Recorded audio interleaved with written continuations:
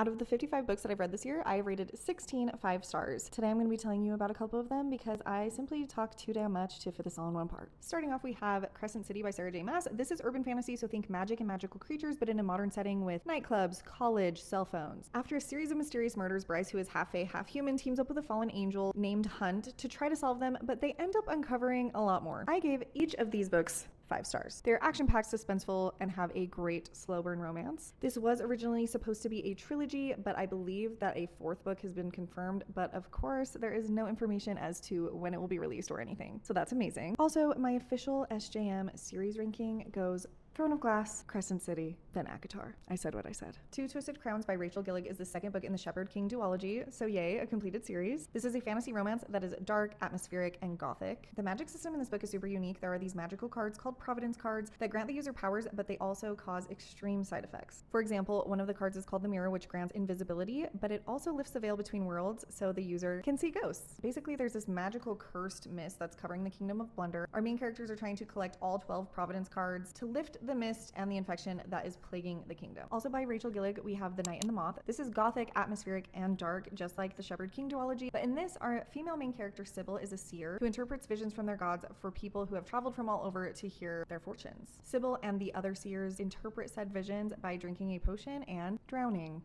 Yeah. When her fellow seers start disappearing, she teams up with a knight named Rory to try to find them, and adventure ensues. This will be a completed duology in September, and I honestly cannot wait. Then we have Alchemized by Senlin Yu. This is a dark fantasy with a romantic subplot. This book follows Helena, who wakes up one day as a prisoner of war with no memories of the last 2 years of her life. Because the resistance that she was a part of was defeated, her captors believe that her forgotten past holds crucial secrets, and she's placed under the control of our male main character, Kane, who is expected to retrieve those memories. This is intense, it is traumatic, and it is dark, so I would definitely suggest checking content warnings before reading this. Lastly, we are going to do a complete 180, and we have The Long Game by Rachel Reed. I'm sure by now you have heard of Heated Rivalry, whether it's the show or the book, but this is the 2nd book in Ilya and Shane's story. But I obviously can't really tell you anything about The Long Game without major spoilers. If by now you do not know what Heated Rivalry is, let me tell you. Heated Rivalry follows 2 rival hockey players. It follows their decade-long on-ice rivalry and their secret hidden romance. These books are spicy, they're dual POV, so you get to see yearning from both sides, and they really are just so good.